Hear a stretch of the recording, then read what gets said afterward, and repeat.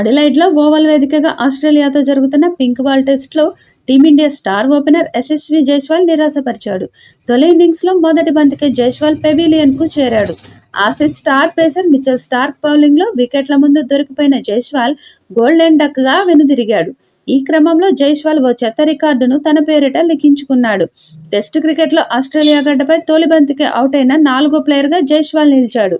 ఈ చెత్త రికార్డు నమోదు చేసిన జాబితాలో యశస్వి కంటే ముందు Archie MacLaren England, Stan Worthington England, Rory Burns England ఉన్నారు. ఓవరాల్గా ఓ టెస్టు మ్యాచ్లో తొలి బంతికి అవుట్ అయిన 7వ భారత బ్యాటర్గా జైస్వాల్ నిలిచాడు. చివరగా జైస్వాల్ కంటే ముందు కేఎల్ రాహుల్ 2017లో గోల్డెన్ డక్అవుట్ అయ్యాడు. కాగా జైస్వాల్ తొలి టెస్టులో కూడా మొదటి ఇన్నింగ్స్లో డక్అవుట్ అయ్యాడు. కానీ తర్వాత రెండో ఇన్నింగ్స్లో మాత్రం అద్భుతమైన సెంచరీతో చెలరేగాడు. ఇక మొదటి ఇన్నింగ్స్లో టీమిండియా తక్కువ పరుగులకే ఆల్అవుట్ అయింది. 44.1 ఓవర్లలో 180 పరుగులకు ఆల్అవుట్ అయింది. నితీష్ కుమార్ రెడ్డి 42 పరుగులతో టాప్ స్కోరర్గా నిలిచాడు. 54 బంతుల్లో 3 ఫోర్లు 3 సిక్సర్లతో 42 పరుగులు చేశాడు. కేఎల్ రాహుల్ 37, శుభమాన్ గిల్ 31, రవిచంద్రన్ అశ్విన్ 22, రిషబ్ పంత్ 21 పరుగులతో రాణించారు. మిగిలిన బ్యాటర్లు ఎవరూ రెండంకెల score అందుకోలేకపోయారు.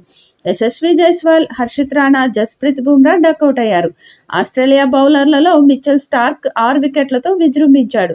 Pat Cummins, Scott Boland చెరో 2 వికెట్లు తీశారు.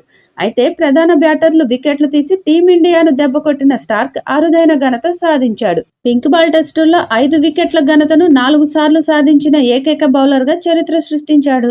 డే అండ్ నైట్ టెస్టుల్లో ఓ ఇన్నింగ్స్లో ఏ బౌలర్ 2 కంటే ఎక్కువ సార్లు 5 వికెట్లను సాధించలేకపోయాడు. కానీ స్టార్క్ ఏకంగా 4 సార్లు ఈ ఘనత సాధించాడు. కాగా భారత్పై ఓ ఇన్నింగ్స్లో 5 వికెట్లు పడగొట్టడం స్టార్క్కు ఇదే తొలిసారి. కాగా స్టార్క్ ఓవరాల్గా తన టెస్టు కెరీర్లో అత్యుత్తమ గణాంకాలు నమోదు చేశాడు.